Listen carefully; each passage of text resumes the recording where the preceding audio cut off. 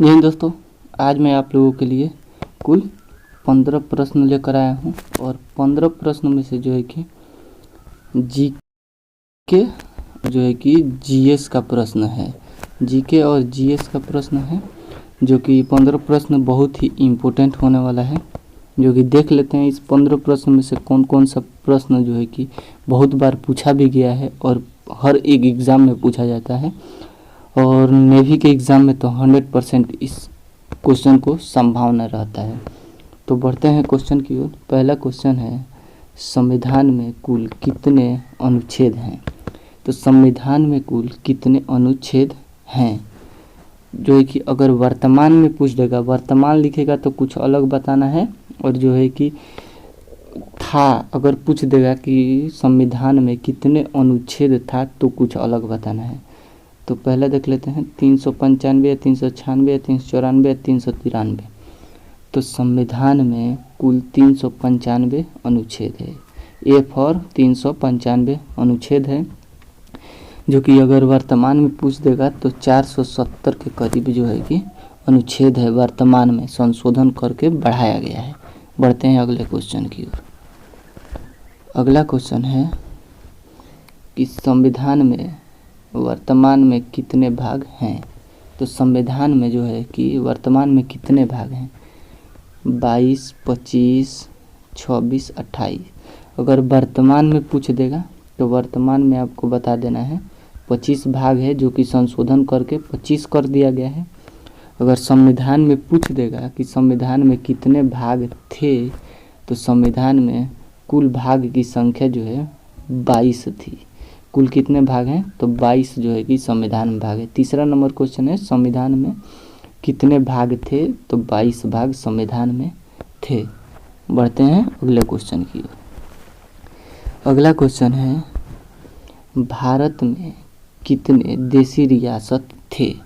देशी रियासत का मतलब होता है, जैसे भारत आज़ाद हुआ 15 अगस्त 1947 में जो है कि भारत आज़ाद हुआ, ठीक है। और 15 अगस्त 1947 में भारत आज़ाद हुआ, जो कि उसमें से कुछ छोटे मोटे देशी रियासत राजा थे, जैसे जो है कि मेवाड़ हो गया, जैसे हैदराबाद में एक देशी रियासत था, जैसे कश्मीर के एक हरि सिंह नामक एक राजा थे। तो ऐसे ऐसे जो है कि देशी रियासत अभी भारत में थे, जो कि भारत में विलय नहीं हुए थे, आज़ादी के बाद जो है कि विलय हुए। तो भारत में जो है कि भारत में कितने देशी रियासत, भारत में कितने देशी रियासत थे? 500 या 550 या 552 या 600। अगर एक्चुअल पूछ देगा कि 100% मतलब कितने भारत में थे, तो 552 100% थे, और कहीं कहीं एग्ज़ाम में जो है कि 500 दे देता है। अगर 552 रहेगा तो 552 मारिएगा, और 500 रहेगा तो 500 मारिएगा। बढ़ते हैं अगले क्वेश्चन की ओर।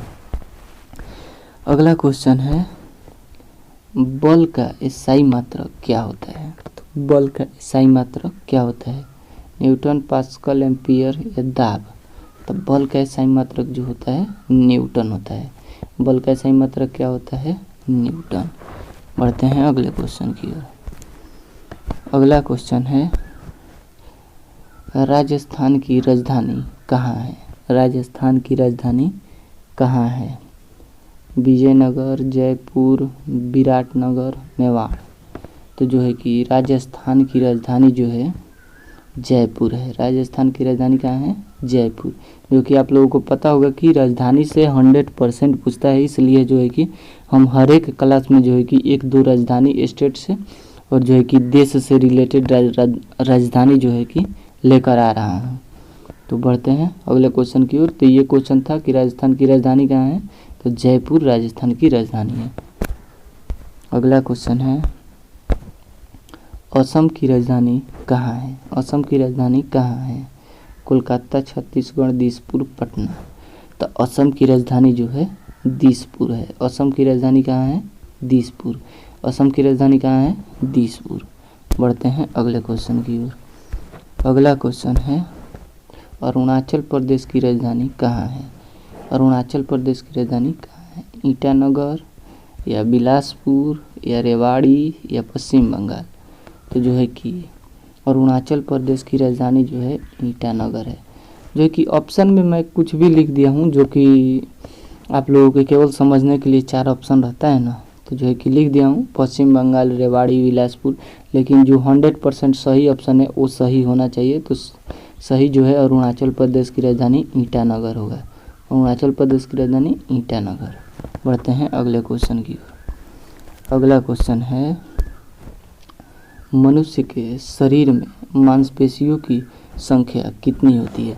ऐसे ऐसे क्वेश्चन जो होता है ना 100% पूछा जाता है, क्योंकि इसमें कन्फ्यूज ज़्यादा लोग होते हैं। मांसपेशियाँ, अगर मांसपेशियाँ पूछ जाएगा तो मांसपेशियाँ कैसा होता है, जो आपके शरीर में जो है कि 6 पैक निकलता है ना, 6 पैक या बॉडी जो भी निकलता है वो अलग अलग मांसपेशियाँ होता है। और अलग अलग मांसपेशियाँ होने के कारण जो है कि वो जो आप जिम करते हैं तो अलग अलग भागों में वो टूट जाता है।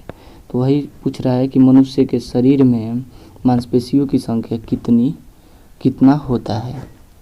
642, 639, 643 से 943। तो जो है कि इसमें आपका जो है कि मनुष्य के शरीर की मांसपेशियों की संख्या 639 प्लस होता है। कभी भी 639 प्लस देगा, नहीं तो 639 देगा। तो मनुष्य के शरीर में मांसपेशियों की संख्या कितना होता है, 639। बढ़ते हैं अगले क्वेश्चन की ओर। अगला क्वेश्चन है, मनुष्य के शरीर की सबसे बड़ी हड्डी कहाँ पाया जाता है। तो मनुष्य के शरीर की सबसे बड़ी हड्डी कहाँ पाया जाता है, ये भी हाईलाइटेड क्वेश्चन है, जो कि देख लेते हैं। पैर में, हाथ में, जांघ में, छाती में। तो जो है कि मनुष्य के शरीर में सबसे जो है कि बड़ी हड्डी जांघ में पाया जाता है, जो कि उसका नाम है फीमर। उसका नाम क्या है, तो उसका नाम है फीमर। उसका नाम है फीमर, जो कि जांघ में पाया जाता है। मनुष्य के शरीर की सबसे बड़ी हड्डी जांघ में पाया जाता है, उसका नाम क्या है, फीमर। बढ़ते हैं अगले क्वेश्चन की ओर। अगला क्वेश्चन है, नेपाल की राजधानी कहाँ है। नेपाल की राजधानी कहाँ है, रांची, वाल्मीकि नगर, काठमांडू या सिलचर। तो नेपाल की राजधानी जो है काठमांडू हो जाएगा। नेपाल की राजधानी कहाँ हो जाएगा, काठमांडू। और नेपाल की राजधानी काठमांडू हो जाएगा। और नेपाल में पूछ देता है कि कौन सा रुपया चलता है, तो आप लोगों को बता देना है नेपाली रुपया चलता है। नेपाली रुपया जो है कि नेपाल में चलता है। बढ़ते हैं अगले क्वेश्चन की ओर। अगला क्वेश्चन है, भारत पाकिस्तान के बीच कौन सी रेखा है। भारत और पाकिस्तान के बीच कौन सी रेखा है, मैकमोहन रेखा, रेडक्लिफ रेखा, डुरंड रेखा या मोहन रेखा। तो भारत और पाकिस्तान के बीच जो रेखा है उस रेखा को रेडक्लिफ रेखा के नाम से जाना जाता है। उस रेखा को किस नाम से जाना जाता है, रेडक्लिफ। इसका निर्धारण कब किया गया था, तो 15 अगस्त जो है कि 1947 में इसका जो है कि निर्धारण किया गया था। 15 अगस्त 1947 में इसका निर्धारण किया गया था। रेडक्लिफ नामक व्यक्ति इसका निर्धारण किया था, जो कि वो नक्शा लेकर वो जो है कि भारत और पाकिस्तान का विभाजन कर दिया। उसी के नाम से रेडक्लिफ नामक रेखा का नाम पड़ गया रेडक्लिफ रेखा। बढ़ते हैं अगले क्वेश्चन की ओर। अगला क्वेश्चन है, बांग्लादेश की राजधानी कहाँ है। बांग्लादेश की राजधानी कहाँ है, ढाका, इस्लामाबाद, बीजिंग या रंगून। तो बांग्लादेश की राजधानी जो है ए फॉर ढाका हो जाएगा। बांग्लादेश की राजधानी ए फॉर ढाका हो जाएगा। और बांग्लादेश में क्या चलता है, तो बांग्लादेश में जो है कि टाका चलता है। बांग्लादेश में क्या चलता है, बांग्लादेश में टाका चलता है। ये भी याद रखना चाहिए। मुद्रा जो है कि मुद्रा से भी क्वेश्चन आता है कि इस देश में कौन सा मुद्रा चलता है, उस देश में कौन सा मुद्रा चलता है। तो बांग्लादेश में टाका चलता है। बढ़ते हैं अगले क्वेश्चन की ओर। अगला क्वेश्चन है, रक्त का पीएच मान कितना होता है। रक्त का पीएच मान जो है कि कितना होता है, 7.8 या 7 या 7.4 या 7.6। तो रक्त का पीएच मान जो हो जाएगा 7.4। रक्त का पीएच मान सी फॉर 7.4, सी फॉर 7.4 होगा। बढ़ते हैं अगले क्वेश्चन की ओर। ये लास्ट क्वेश्चन है। और लास्ट क्वेश्चन जो है, बांग्लादेश में कौन सा रुपया चलता है। जैसे मुद्रा लिख देना चाहिए, लेकिन रुपया लिखा गया है। तो जो है कि बांग्लादेश में कौन सा रुपया चलता है, तो जो है कि हमारे यहाँ रुपया बोलता है, लेकिन वहाँ पे क्या, तो तो वहाँ पे जो है कि टाका बोला जाता है। अभी भी मैं वहाँ पे आप लोगों को बताया, तो जो है कि रुपया, डॉलर, टाका या बंगला रुपया, तो जो है कि बांग्लादेश में जो है कि टाका चलता है, सिर्फ और टाका चलता है। बांग्लादेश में क्या चलता है? सिर्फ और टाका चलता है। तो इस 15 प्रश्न में जो है कि आप कितना प्रश्न को जो है कि सही किए हैं वो कमेंट में ज़रूर बताइएगा। अगर इसका जो है कि PDF आप लोगों को चाहिए तो जो है कि कमेंट कीजिएगा, उसके लिए एक टेलीग्राम चैनल बना दिया जाएगा और टेलीग्राम चैनल बना देने के बाद जो है कि PDF आप लोगों को मिलता रहेगा। जो है कि PDF समय समय पे मिलता रहेगा, तो आप लोगों को रिवीजन भी होता रहेगा और PDF भी मिल जाएगा। तो मिलेंगे नेक्स्ट वीडियो में, तब तक के लिए जय हिंद।